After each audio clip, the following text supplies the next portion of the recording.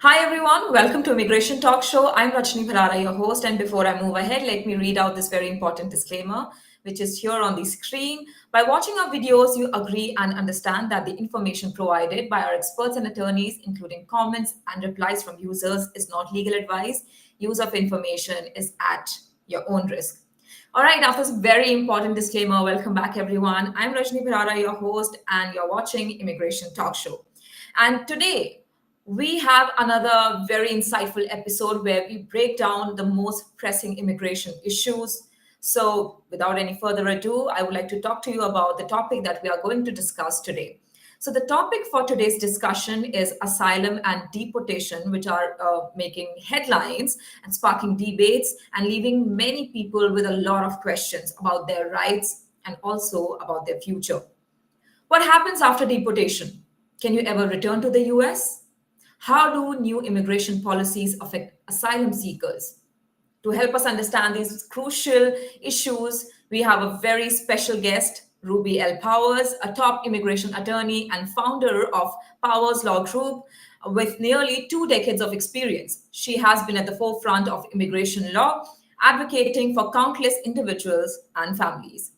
So, if you know someone who's facing immigration challenges. So stay tuned with us. You can also share this episode with anyone who's facing deportation issues, asylum issues, or any immigration challenge so that they can help themselves with all the information. But now, without any further ado, let's dive into today's topic and let's welcome Ruby once again to Immigration Talk Show. Hi, Ruby. Once again, welcome to Immigration Talk Show. How are you? Oh, I'm great. How are you doing? Thanks for having me again. I appreciate it. Good to see everybody. Thank you so much for your time. Thank you so much for coming back. It's always a pleasure hosting you.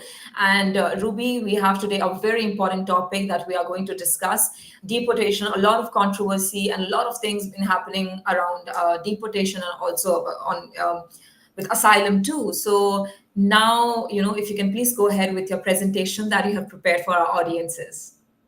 Yeah, love to do that. So, there's lots of changes over time, and we here at Power Law Group have represented individuals from 43 different countries, maybe more. I just have to update that list from all over the world for asylum here in the United States. But we're also talking about removal, deportation matters as well. And so, what's important to note about that is that the laws, the policies, the interpretations, the memos, things have changed over time, but a lot of things have changed even in the last couple of weeks since the new administration went into effect and into office. And so we're going to give some highlights about that, but I'd love to just be a resource. And I will say, like you sort of mentioned, is like this isn't legal advice, and this is an opportunity to give some general ideas and just sort of like a big picture. But really, every case deserves its own consultation where an attorney can evaluate, review documents, and give you a tailored strategy for your case. And so I am board certified in immigration here in Texas, and it's federal, so I can help individuals around the world on U.S. immigration matters. So one thing people get a little mixed up is the difference between the word like refugee or an asylee and all these types of things. A refugee is someone who's already been, in terms of our U.S. laws, has been deemed a refugee and waited for their visa. I mean, their resettlement in another country, and is once they are here, can soon apply for legal permanent residency. They're not applying for it when they get here in terms of their refugee status. They already have the refugee status by the time they arrive. And one thing to note, as I'm mentioning updates and changes, is that under Trump's first administration and like this one now, it reduced the number to, I think, nearly zero of those who could be resettled here for refugees. But going to asylum, this is a series of a lot of law from many years ago, but then it's also a lot of case law and things like that. And then an individual applies for it when they're in the U.S. This does get confusing, though, because of something that was created under the first Trump administration called the Remain in Mexico or the Migrant Protection Protocol, where individuals would apply outside and wait outside. So anyway, I just want to give a little understanding about that. So overall, like big picture, an individual needs to prove that they have fear of past persecution or fear of future persecution on account of one of the five protected grounds: race, religion, nationality, political opinion, or a membership in a particular social group. So sometimes with race and nationality, we get into things about like ethnic groups and tribes and things like that. So and a lot of times these things can be very intertwined with things like religion as well. So it really takes an experienced attorney to go and walk you through the process and really get to understand your situation. A lot of times they call this political asylum or asilo político in Spanish, but it doesn't have to be because of your political opinion. That's just one of five prongs. And the membership in a particular social group is something that can be sort of like can be sort of crafted to the particular situation, but there is a lot of case law about how it needs to be identifiable. Like for sometimes it could be, I'm just throwing an idea out there of like women who cannot leave their partner due to domestic violence. And there was some case law along those lines because sometimes the women weren't necessarily married to the individual, but they so that was like matter of ARCG, I believe that was. But anyway, those case law can come and go, and so it's important to know what's the most updated case law for the particular case. There is a high burden to prove, and sometimes people are detained while they are trying to put on their case. There's not a lot of legal aid or low cost immigration services with nonprofits. In fact, even just recently, there's been a lot of cuts to funding, including just for things like Know Your Rights. And there has been a lot of backlog. And in fact, under the Biden administration, they reduced a lot of the backlog by dismissing or terminating cases that were not a top priority. But what we're seeing is that there's a renewed sense of wanting to put people in immigration court, and we're also seeing things like having some hiring freeze and cuts with immigration judges just recently. So we'll continue to monitor that. But I think some of the process in which the new administration is trying to move things along is with an expedited removal, which has just recently got expanded to include people who've been here for less than 2 years. Before it was 2 weeks. And those who were within 100 miles of a border international airport, but now it's within 2 years, which does encompass a lot of people. When people do what was happening for a while was that people who wanted to come in through, I guess, a regular entry, if you will, or not a irregular entry, is that they could apply for the CBP One app and wait their turn to have an interview and be legally paroled in at the border. This was a really great way to have people safely enter and to be processed in the system. And they still would be able to apply for work authorization while they were working on preparing their case in court. But unfortunately, on January 20th, CBP One was discontinued for this purpose. And so many people are still remaining in Mexico waiting to know what to do because they had sold all their things when about one-way tickets were waiting for their interview appointment. So now we're in a sort of a new space the last few weeks of what the new normal is going to be. I actually was at the border last week, and a lot of the nonprofits who were talking about losing their funding. They were talking about how it was a lot quieter because people weren't able to come in through the CBP One app, and then just a lot of what work had been done over the last few years. So that was something I was able to see, but a lot of the activity now is happening on the Mexican side, where they're building detention facilities and getting ready for more deportations and remain in Mexico. So there's more detention in the works, especially with after some mention of using Guantanamo Bay. I'm not exactly sure what the plan is there, but there is talk of like people have more serious crimes. There's also when people apply or get in court, there could be applications for other opportunities, but for the most part, constantly these things are starting to reduce the options that people have. What we're also seeing is more ICE raids and detentions the last couple of weeks. Not sure if that's going to slow down soon, but we did see some of that reports, especially in cities that have been more immigrant friendly and have higher concentration of immigrants. And certain parole programs have been discontinued, like the one for the Cubans, Nicaraguans, Haitians, and Venezuelans. In addition to that, they decided to discontinue the TPS for Venezuela from the 2023 version, which will expire in early April. And like we mentioned, the expedited removal is being expanded, as well as Remain in Mexico is going to be coming back. There's concerns about workplace raids and arrests, and there are some websites where people are posting where they're hearing about raids. And we're also, because of those expedited removals, if an individual is pulled over or found, interacts with ICE, and does not have proof that they've been here 2 years or more, it can lead to an expedited removal, which means you don't see a judge and you could be quickly processed to return to your home country.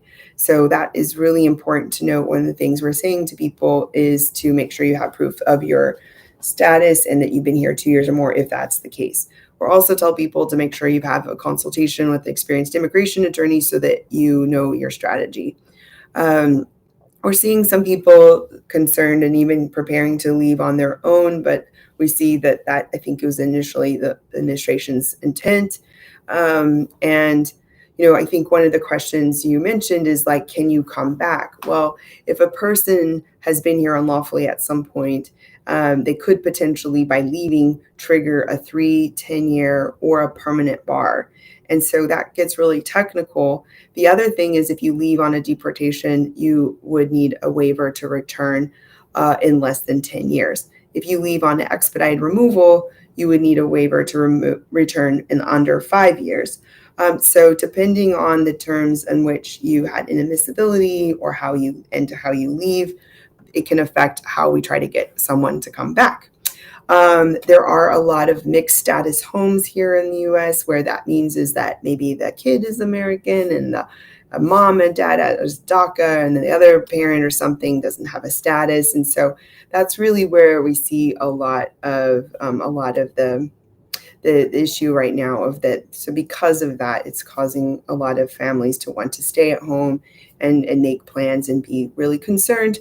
We also heard word this last few weeks about places that were normally deemed safe under the Biden administration, like hospitals and churches and places of worship and schools. Now, ICE doesn't necessarily deem them as a safe place, but that they can go. We've only heard reports of a couple of schools that were, that we know of, that the ICE visited. But I think just the thought of it has caused so much unnecessary stress for families of we hear reports of people wanting to just withdraw their kids altogether. But it is allowed to go to school regardless of your immigration status. And I think this is really just more of a scare tactic. And I really would suggest for kids to stay in school as much as they can. This really does break down the community. I did a speech last night in a local community and people were afraid to come out, but we were able to do it over live social media. But basically we did hear reports of people who did come out to telling us how much they were afraid. And even we were hearing reports of people saying, just stay home and try to avoid interacting and going out. It almost felt like the pandemic in a way where people couldn't leave. It seems like that's what's happening. And we're also hearing of people just like not going to work, not driving, not shopping, not, being out there, on top of the not wanting to send their kids to school. We also had the concern about birthright citizenship, but that's been challenged. We don't really feel too concerned about that, but it has been another thing that's scared people. We did talk about the CBP1 program being canceled. And, really a big part of all of this is just going to be the disruption in labor with people not able to come into to work, or ICE raid fears, and just also a lot of fear about mass deportation and humanitarian risks. So, generally when one is in court, there's asylum, withholding of removal, U visas, but even a U visa is not a reason to allow somebody to stay while they're in immigration court. So that was another update recently as well. And that was something that Trump 1.0 did as well. Cancellation of removal, in some cases, if you've been here 10 years or more and you have extreme and unusual hardship to U.S. citizen, legal permanent resident, spouse, a parent, or child, and good moral character. We've also been hearing, and I don't know if this is out there in the world yet, but this part is out there, is that ICE will start going to immigration court. And so now there's more concern about people wanting to go to court. I'm also seeing some trends of WebEx, to be able to attend hearings over WebEx being denied. I've seen that twice this week alone, not just with myself, but another colleague. And so that means that people are going to have a harder time getting representation. So I think just overall, we're really letting people know about knowing your rights. You don't have to open the door for ICE without them having a signed warrant by a judge. Ask them to send it underneath the door, put it in a window so that you can see it. But it has to say like the name, the date, signed by a judge. If you just Google the difference between like a ICE warrant with the judge signature versus administrative warrant, you can see that they work very differently. And we've heard reports that ICE was trying to use the administrative warrant not signed by a judge to have people open the door. Make sure you keep your documents organized and have a trusted guardian for children. And again, we can't overemphasize having an attorney who knows your case and is prepared. If you've ever heard of the concept notice to appear, that's like a summons to go into immigration court. And that is really what puts a person in immigration court jurisdiction. And it's important to know and to adhere to any dates and times that they ask you to come. Order of supervision is when a person is under sort of custody, if you will, in a way, by ICE, and checking in on a regular basis on different conditions, like ankle monitor, phone, or just checking in. Final order removal is pretty much the final deportation order. But if you, in a hearing, if you are denied, you are allowed to appeal, but you have a short period of time, 30 days to file that appeal. So it's important to pay attention, to have an attorney, be prepared, and and have help. There's a lot of different organizations out there. I'm a part of the American Immigration Lawyers Association. They have different list of attorneys, but for the most part, it's important to be prepared and know the difference between a judicial warrant, not provide information unnecessarily, don't sign anything you don't know, and have a plan in place and have that consultation with an attorney. So these are just some high-level key points I wanted to share. We are seeing a lot of changes right now, and that can open up lots of questions. So and one thing I want to say that's sort of related to all of this is a new law came out last week called the Lake and Riley Act. And one of the big things to take away with that is that you have to, basically, even with a simple arrest of shoplifting $100, then an individual could be mandatorily detained, which is a huge, stark, complete difference from before, because an arrest doesn't necessarily mean it's a conviction. What arrest means is that they think there's something there, but you're still presumed innocent until proven guilty. But the fact that you could now be mandatorily detained is almost as if it's saying, hey, you're guilty. And that's not the way things have been. And that, I don't think that's fair. I think we're going to still see some litigation about that. But unfortunately, it's out there.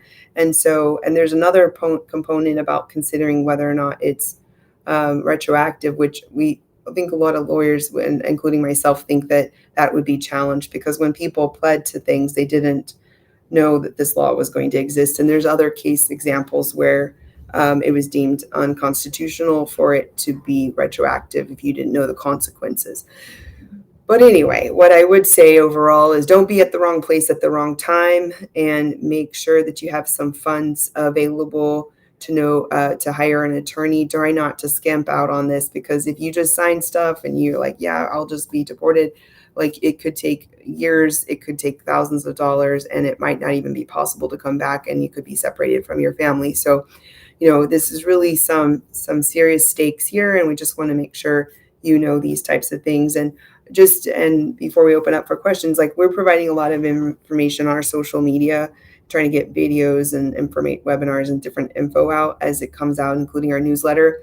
But really, just knowledge is power, and so lean into that. And yeah, those are sort of the highlights of what's going on the last few weeks, and just in general in asylum.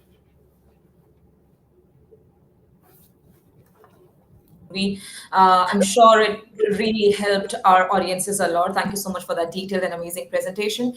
But before we take up these questions from the viewers, I would like to actually ask you, because I'm sure a lot of people must be right now in the fear of being deported. I mean, because you already know that the Trump administration has said that they are going to deport peoples in millions, right?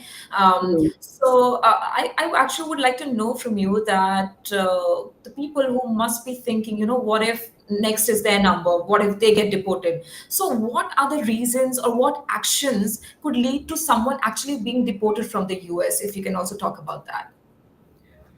Well, we've got different scenarios. Okay, so if a person is he's been here less than 2 years and hasn't filed anything, then they're very likely going to be, if they were to interact with immigration ICE, it really could be that they get pulled over for something, and the police call ICE. Okay, that could be another example. So if somehow an individual interacts with ICE, and they've been here less than 2 years, and they haven't submitted or filed anything, it's very likely that they'll be expeditedly removed, which means you don't see a judge, it moves fast, and you're pretty much put on the next bus or plane with individuals from your country out of the U.S.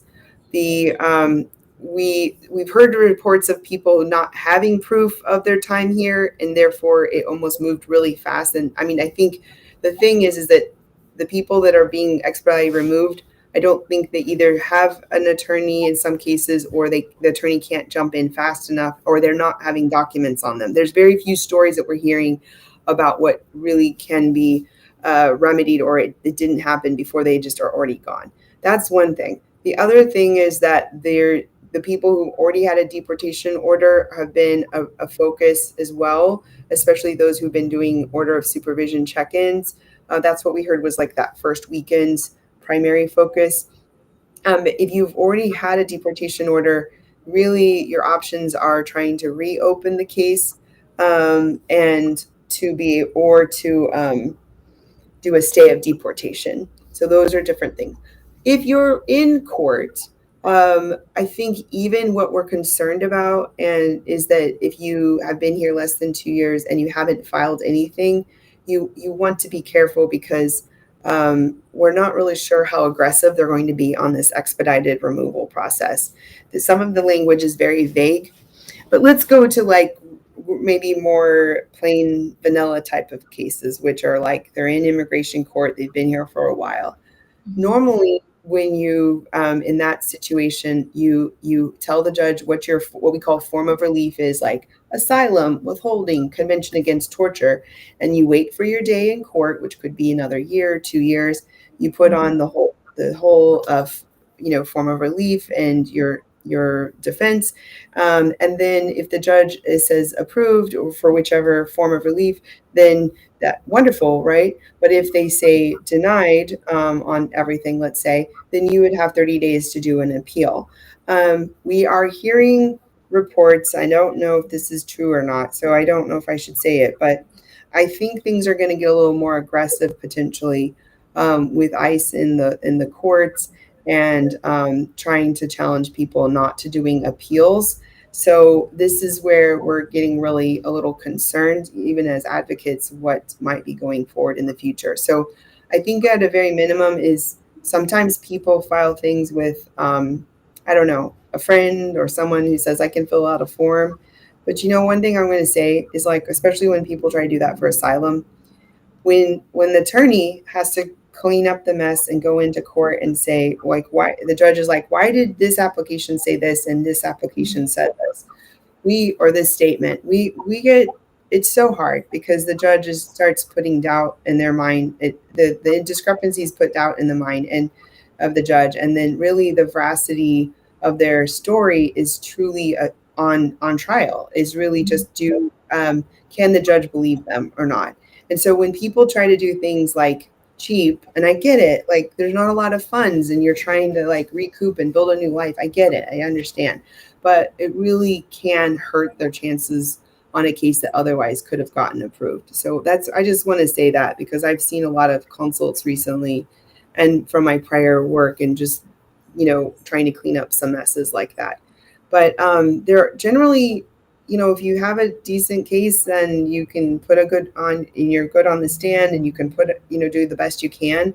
It really also depends on where is your case being heard in the case law, the judge, the trial attorney, you on the stand, your attorney, and the facts. I mean, it's a lot of different factors. Right, right. I'm sure. And guys, if you are liking this conversation, make sure to like this video, share this video with anyone who might need help regarding their asylum cases or deportation cases. And also make sure that you subscribe to the channel. And Ruby, we are getting a lot of questions actually from the viewers. Thank you so much for answering the previous one. Gagan is Yeah. also here. Hi, Gagan. We would like to take your questions, but I would like to take your questions maybe after my question. So, but Ruby, I would also like to know from you that if like someone's immigration case is already going on, right, and then they are being detained, so what rights do they have? What can they do at the moment? So they're detained, or you said, well, it sort of depends on what provision that they're being detained under. Um, so for the most part, if you're not in expedited removal and you're being detained, for the most part, you're still given an opportunity. It also depends on, did you have an expedited removal or not. So let's say you don't have an expedited removal, and for the most part, you can still have you still have an opportunity, maybe for a bond or parole. It depends on what provision you're being detained under. Most people want to go that route to try to get out and to fight their case outside of detention. That's always better to be outside of detention. It is always better because you have more time and it's less stressed and focused. But when some people cannot get out of detention because they're mandatory detained or what have you, and when you win, sometimes that's awesome because you get the hearing done really quickly and then you can move on with your life. So we've seen that happen as well. But you're going to be able, and I say for the most part because the things are changing a lot in the different provisions, but you generally are able to tell the judge what you're going to be applying for, submit your applications by the deadline, and if you cannot get out on bond or parole, you have to do your hearing inside detention. Now, this is like a typical case, but if you had an expedited removal, you're not going to see a judge. If you had a credible fear interview and there was a negative, you can see a judge for a evaluation, but even some of these things are starting to be changed. So I would say that if someone is thinking that they're going to be detained, whether they're outside the country or inside the country, to try to team up with an immigration attorney that you trust and knows your case and could be prepared if necessary. Okay. Okay. Thank you so much again for answering the question, Ruby. I would like to come back to my questions, but I think I can give my questions rest for a bit. Let me take viewers' questions now. Maybe Gagan's question first.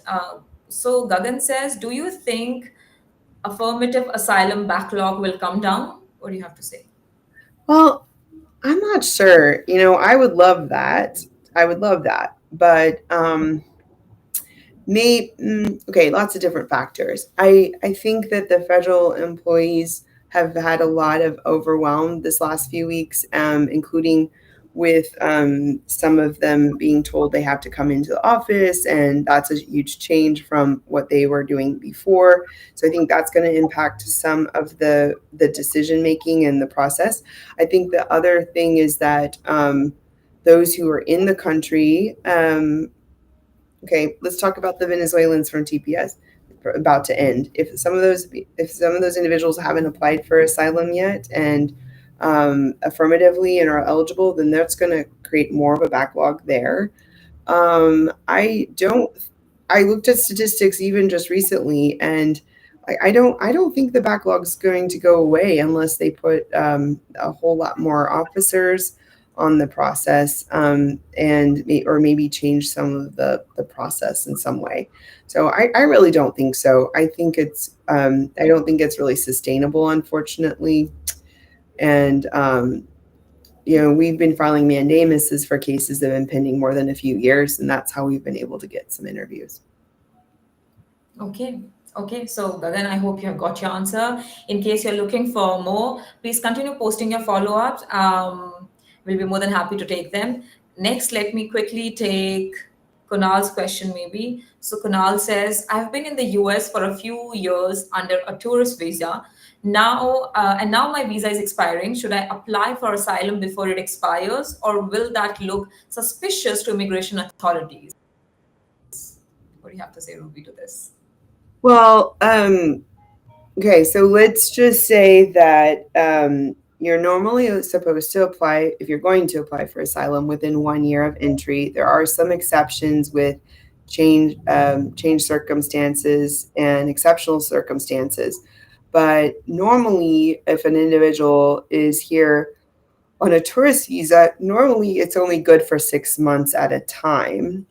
So I'm curious as to, did you come and go, and where did you go? Because if you went back to the country that you may be going to apply asylum from, then that can look bad. So those are some of my questions. But let's just pretend that you entered and you had maybe 6 months and you're still here.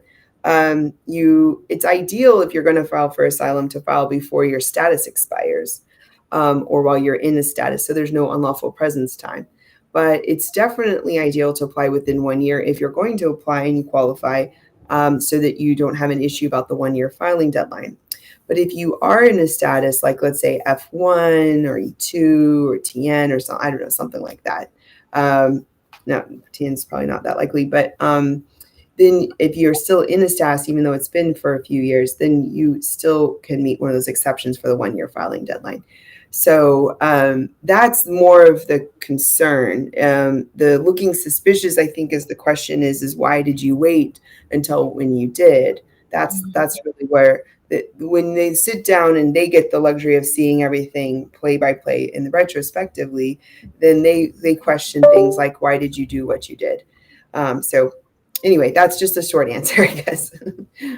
Right, right. Thank you so much for your answer, Ruby, and thank you so much for your question, Kunal. I hope you have got your answer. In case you're looking for more, continue posting your follow-up.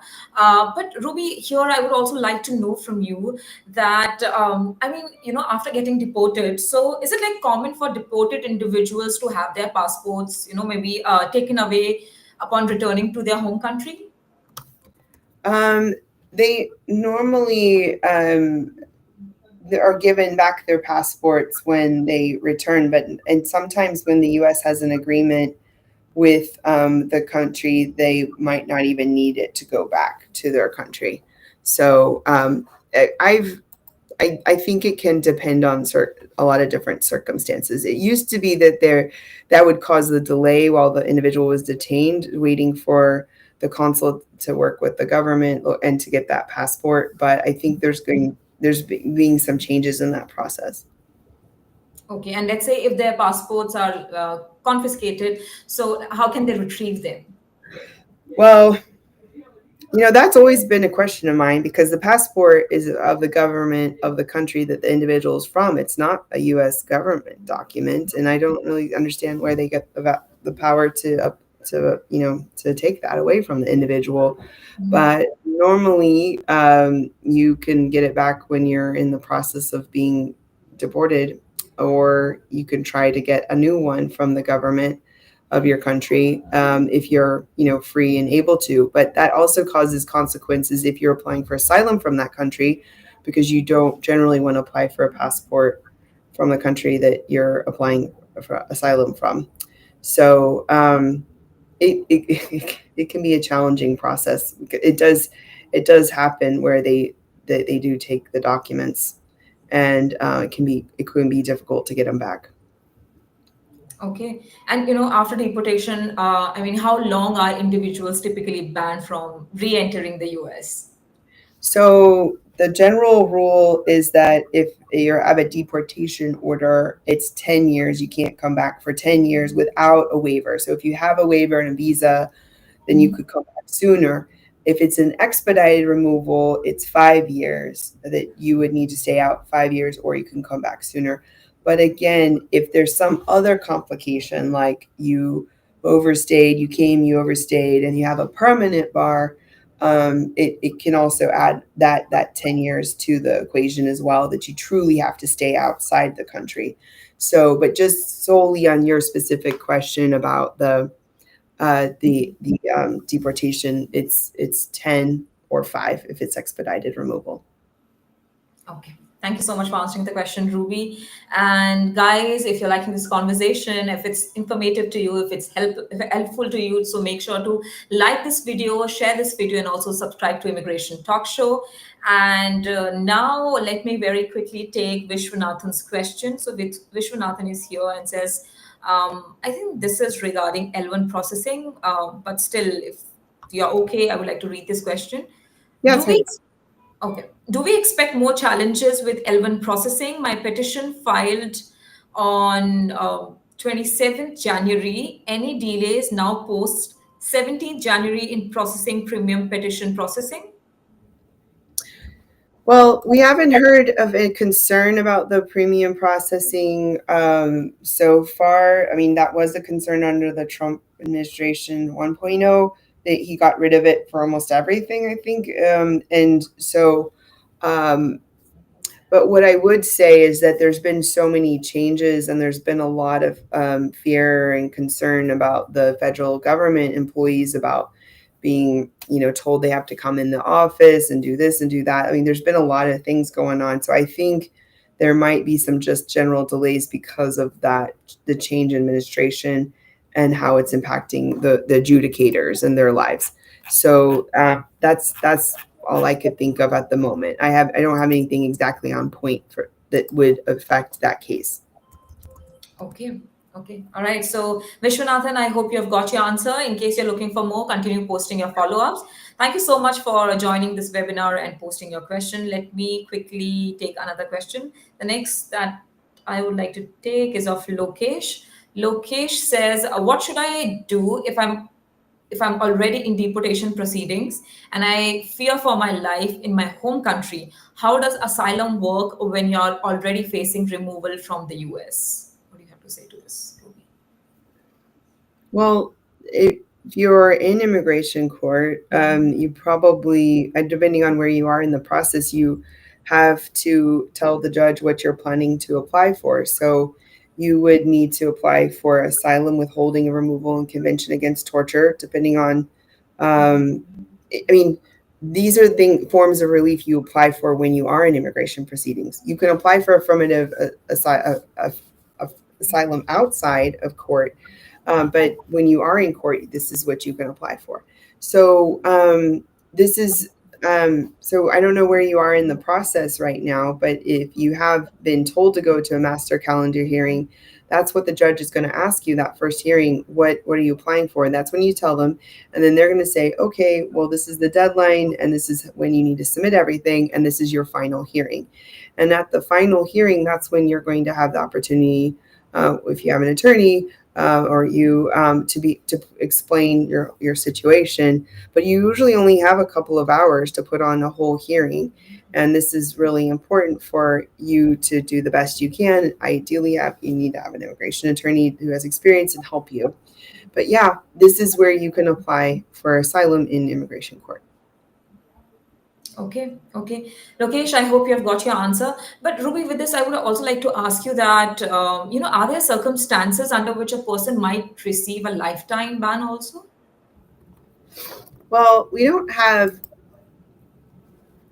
so let's just say there's the 3 year and the 10 year bar of unlawful presence for unlawful presence. There's the permanent bar, which means you stay out for legit, you stay out for 10 years. There's different inadmissibilities and the consequences of them. One of them is if you don't go to your immigration court hearing and you have what's called an in absentia deportation order, in absentia, like you're not there.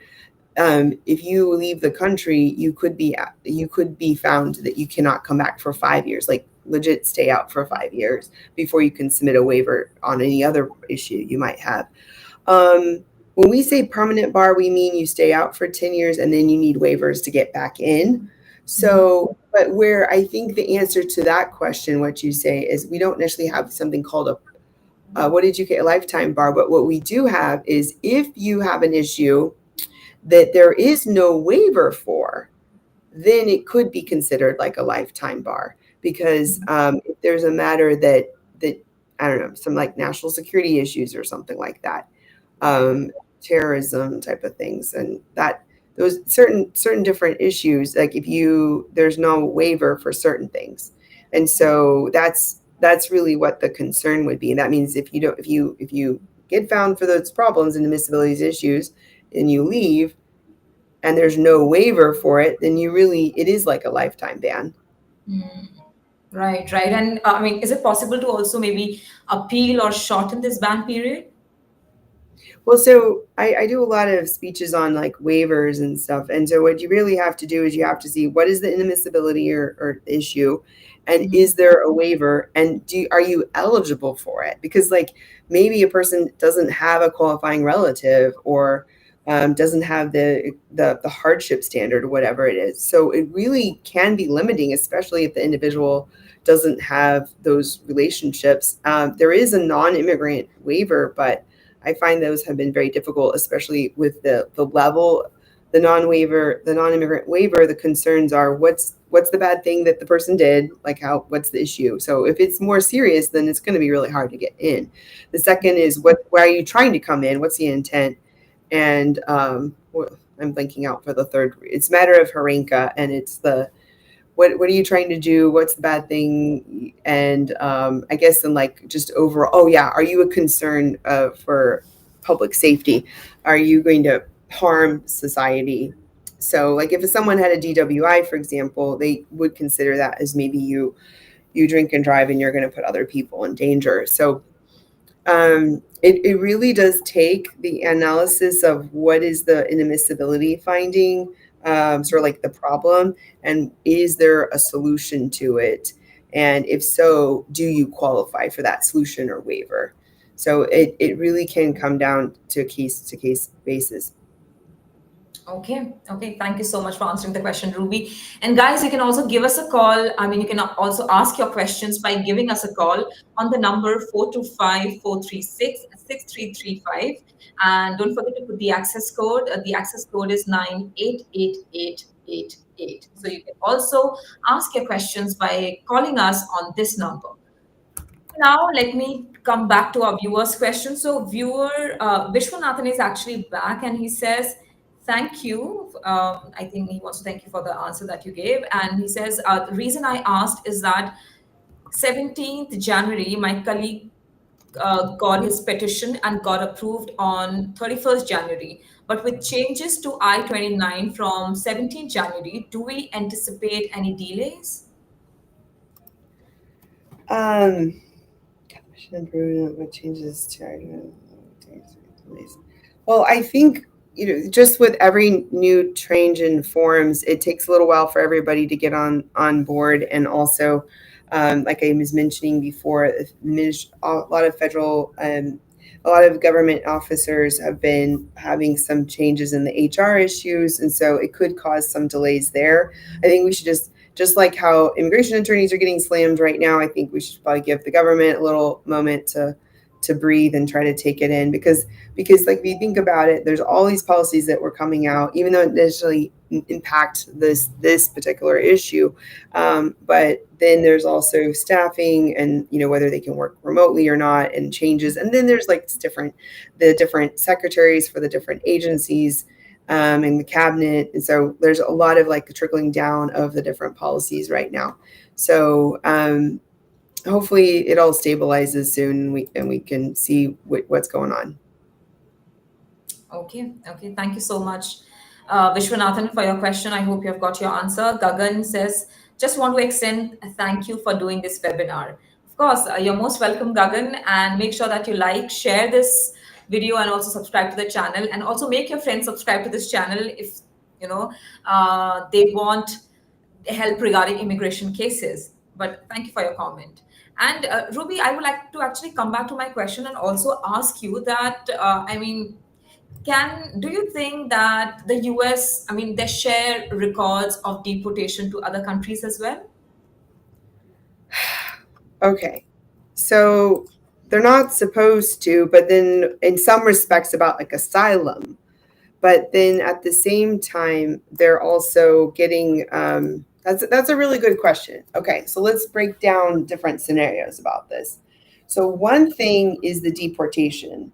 Well, in some cases they are, because they're giving a list, a manifest. There have flights and buses of individuals who are going back to those countries. In fact, there's countries that are taking people that are not even there, or I think that's what the U.S. is trying to do, send people who are not citizens of those countries to countries. Like, for example, Mexico is preparing to take what they call OTMs, other than Mexicans, with the Venezuelans that are about to run out of status in less than 2 months. Some of them, if they don't have anything else, they're working on where are they going to send, 300,000 or more or whatever, Venezuelans to other countries. So there has to be some information sharing about those things.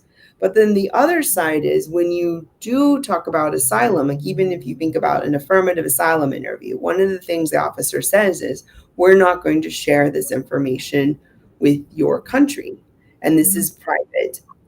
So I think that asylum as a form of relief versus being deported are different things, but a lot of times it's intertwined. So I think there is that concern, but just because it's the application doesn't mean that detail is going to be communicated to the country. The other yeah, so I think that's just something to consider. We're sort of getting into some uncharted territory where they're oh, I know, that's what I'm saying. On the ICE Facebook page, they are posting pictures of individuals with their complete name and they're like charged, I guess. So even if it's like overstayed or a crime. So I'm really concerned about confidentiality and safety for those individuals. But for the most part, that's about all we can say to that question. Okay. All right. Thank you so much again for answering the question. And also with this, I would also like to ask you that are there specific countries that restrict entry of individuals, who have been deported from the US? Um, Other countries that restrict individuals. Well, I'm hearing some reports that I don't know, because that's more of a relationship between the US and those other countries. But there are countries that we historically didn't send people to. There were times where we didn't send them to Vietnam or Cuba, um, now Venezuela. So there's been times where they're between the issues at hand. But then I think now the US is considering sending people to, even though they're national, going to another country altogether. So yeah, there's a lot of change going in that space. Okay. Okay. All right. Thank you again for answering the question, Ruby. Um, Vishwanathan is actually back and he says, thank you. That makes sense. Do we have another session plan? Okay. Maybe we can. How about that, Ruby? We already Yeah, have got a request, right? So maybe we yeah, should. yeah, exactly. We'll see. We'll be coming back soon, Vishwanathan. But thank you so much for your message. Let me quickly take Ananya's question. Ananya says, I have heard that asylum seekers may be deported even after their claims are approved if their country of origin changes. How likely is this, and what protections are there to prevent it from happening? So that's a very specific, tough one. But let's just walk through some ideas here. Like when I first read it, I thought you were talking about people who had asylum pending, being being deported. I've started to hear stories about that. But in your story, you're talking about somebody who was approved asylum. Okay, well, let's just say when an individual is approved asylum, yay, that's hard. So great, congrats. But and of course, I know you went through a lot for that to even happen, but you really want to apply for legal permanent residency at your earliest availability. In fact, right now you can apply for legal permanent residency as soon as you get approved. And I once had a client, let me explain this, where he waited about 7 or 8 years to apply for legal permanent residency. And he wasn't my client for the asylum claim, but he was given a hard time about the green card because they started evaluating things about like whether the individual could return, and some other issues about scrutinizing the case. And so I think maybe that's what you're talking about in this situation.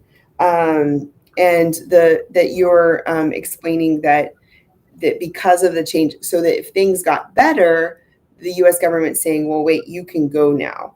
And so that is possible. I haven't seen it happen a lot, but maybe it will going forward.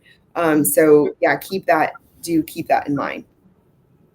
I would say the way to prevent it from happening is apply for a legal permanent residency as soon as you possibly can so that you're in a green card status and not just asylum status. Right, right. Thank you, Ananya. I hope you have got your answer. And if you did, make sure you like this video, share this video, and also subscribe to Immigration Talk Show. Let me very quickly take Kunal's question. I think if I've not, I think did I already take his question? Yes, I think I already took his question. Lucas's question is also taken. So Ruby, I would like to now move to some of the Facebook questions that we get in our Facebook groups. People continuously post, Facebook questions in the Facebook group. So if you allow, I would like to share my screen and read out these questions so that I can get an answer from you. Okay. So this person says my I-140 got approved from my old employer, and I want to port the same to my new employer, but the job titles are different. Would that cause any issues? It generally can, but I think really the question is looking to the job description, because sometimes, like at banks, for example, they call everybody a vice president, but a vice president at a small business is a whole nother story, right? So I think it really would come down to what is the more of the job description and requirements. But it could be a little troublesome if the title is not pretty much in line. But that would be more of a case by case matter, and making sure that you're as close as possible, so there's no question of that success of the portability. Okay. Thank you so much for answering the question, Ruby. Let's quickly move to our next question because we don't have much time. Brittany is here, and Brittany says, hello, everyone. I got my OPT for 1 year and it expires tomorrow. Is there, okay, so is there any way that I can stay without problem in my status couple days more in the US?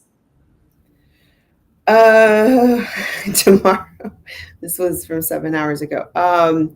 Well, I mean, if you just overstay by a couple of days, the problem is then you'll have to say that you overstayed, even if it's just by 1 day, when you ever apply for something again. So that's not really good. But if you didn't file for an extension at this moment, then if you're only wanting a couple of days, I mean, you're in this situation. So you might as well just leave as soon as possible and know that you're going to have to say you overstayed. But if you were going to file an extension and you're filing it late, you could maybe do a nunc pro tunc. But that sounds like pretty much a serious, timely question that you have.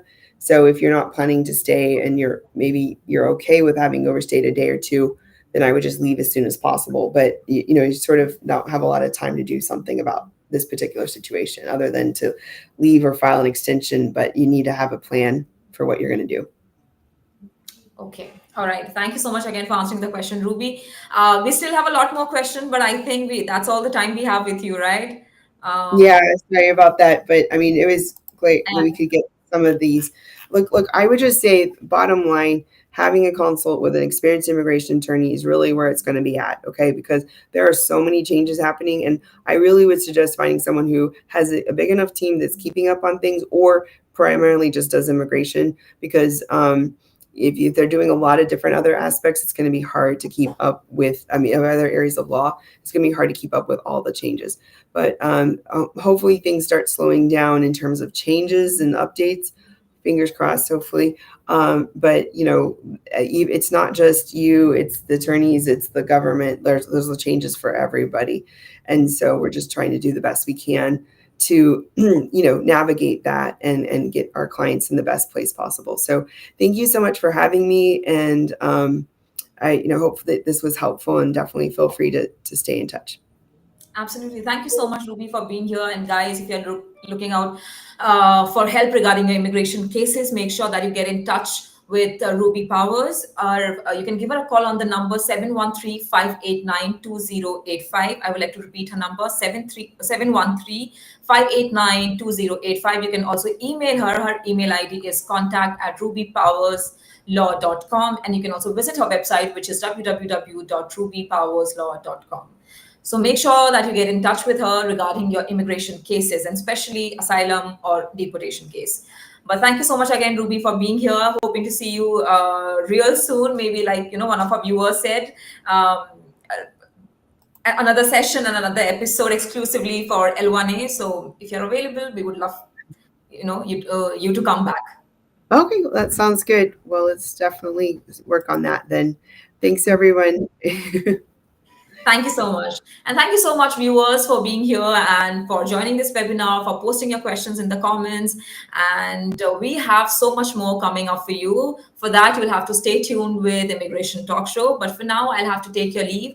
I'm Rajni Bharara, your host. I'll be seeing you very soon. But for now, take care and make sure that you like this video, share this video, and also subscribe to Immigration Talk Show. Bye for now and take care.